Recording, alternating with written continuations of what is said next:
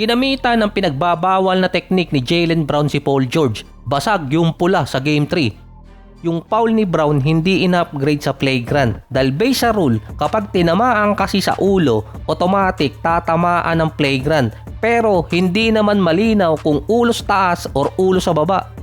Panalo ang Boston 108-100. Hindi pa rin nagpapakita si Embiid. Ang hero ng Game 2 para sa Philadelphia biglang nanlamig. Nasa 10 points, 10 rebounds, 5 out of 17 at 0 out of 7 mula sa 3-point area itong si BJ Edgecombe. Nanood pa naman si Allen Iverson. Nakalamang din ng Sixers nung 4th quarter, 85-84 nung nasa 8 minutes mark. Kaso parang pinatikim lang ng Boston dahil nabawi agad nila ang lamang at tinuloy nila hanggang end of 4th. Si Paul George merong 18 points. Maganda rin yung nilalaro niya ngayon, high percentage scorer siya. Kaso hindi siya nagkakaroon ng maraming possession. Si Tyrese Maxey nakalimutan ata niyang may kakampi. Sa 31 points na may 4 rebounds at 6 assists, 12 out of 31 sa field itong si Maxey. 5 out of 13 pa sa 3-point area. Nasa 35% ng possession or usage rate na kay Tyrese Maxey. Halos hindi na nga makatira yung iba niyang kakampi, lalo na yung second unit. Bukod siguro dito kay Drummond. Sa Boston naman, si Tatum at si Brown may combine na 50 points. Tig 25 points silang dalawa. Mas well spread ang scoring dito sa Celtics, lalo na't na-outscored ng bench ng Boston yung Sixers 35-12. Meron pang nasa 15 points at 5 3-point shot off the bench si Peyton Pritchard. Doon talaga nakalamang yung Celtics, lalo na sa second unit. Nasa Boston ngayon ang momentum, pwede sila makakuha ng 3-1 lead or kaya kahit magtabla ang series, babalik kasi sa Boston sa Game 5. Kaya nasa Celtics ngayon yung momentum. Si Kevin Durant hindi naglaro sa Game 3 dahil sa injury sa paa. Nakita rin kung saan niya nakuha yung injury nung last quarter nung Game 2.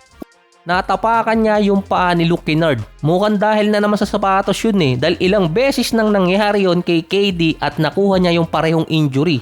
Si Austin Reeves naman sinubukang maglaro sa Game 3. Nasa 5-on-5 drill na kasi si Reeves at base kay Redick, stay ready status siya sa mga susunod na araw. Base pa doon, bago talaga i-pull out sa Game 3 itong si Reeves, nagkaroon muna siya ng drill sa court or nag-try muna siya kung kakayanin niya makapaglaro. Base pa sa report, dahil hindi nakapaglaro si Reeves sa Game 3, ipupush niyang makapaglaro sa Game 4. Kinalabaw ni LeBron yung Rockets, pina-overtime na gusto pang manalo. Clutch 3 mula dito kay LeBron para tumabla. Sayang lang yung pinaka-last shot sana ni LeBron 0.9 seconds na lang yung natitira. Hindi na sana paaabutin ng overtime yun May isang play kasi doon sa last 24 seconds na para nagkamali yung Houston. In-inbound nila sa kabilang court. Tapos si Shepard pa yung nagdala ng bola. Pinressure agad nitong si LeBron tapos hinabol pa ni Hachimura kaya nasundutan. Na-pressure itong si Shepard at hindi man lang lumapit itong si Sengun dahil merong pang 4 na segundo bago ma 8 seconds sana itong si Shepard.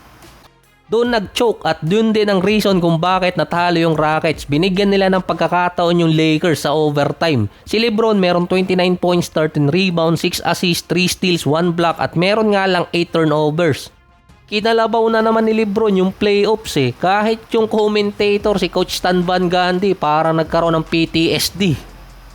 Si Rui Hachimura naman nag-init agad ng first quarter, 16 points na may total siyang 22 points sa game. Panalo yung Lakers kaso talo pa rin sa taya 3 game ko nang inaabangan na maka 16 points sila Larabia kasi nga times 8. Mukhang kumain muna ng buttered popcorn itong si Larabia sa game 3. Nadudulas yung bola Si Marcus Smart naman meron 21 points, 4 rebounds at 10 assists. Iba talaga yung galawan niya at yung hustle Career high naman para kay Bronny sa playoffs, naka 5 points. Sa Rockets meron 33 points si Sengun, 26 points naman si Amen Thompson. Mukhang hindi muna kailangan pilitin ni Austin Reeves na makabalik sa Game 4 dahil wala pang team naman ang nakakabalik sa 0-3 deficit. 3-1 meron pang nakabalik. Ito yung after ng Game 4. Pero sa 0-3, wala pang nananalo. Nakapagpuwersa ng Game 7, meron. Isa doon Celtics. Pero ito yung napansin ko kanina Nagkaroon na ata ng fatigue yung Lakers dahil sa score na 112-108 before yung 4th quarter, nasa 55 and 45% ang Lakers kontra sa Houston na 38 and 29% mula sa field. Pero hindi nakalayo nun ng LA, nasa 5 lang ata yung lamang at hindi rin mabilisan yung galaw nila. Lamang lang sa stats ng Rockets mula sa Lakers mula first hanggang third quarter sa offensive rebounds. Pero hindi rin ganun kaganda ang percentage nila, bagsak.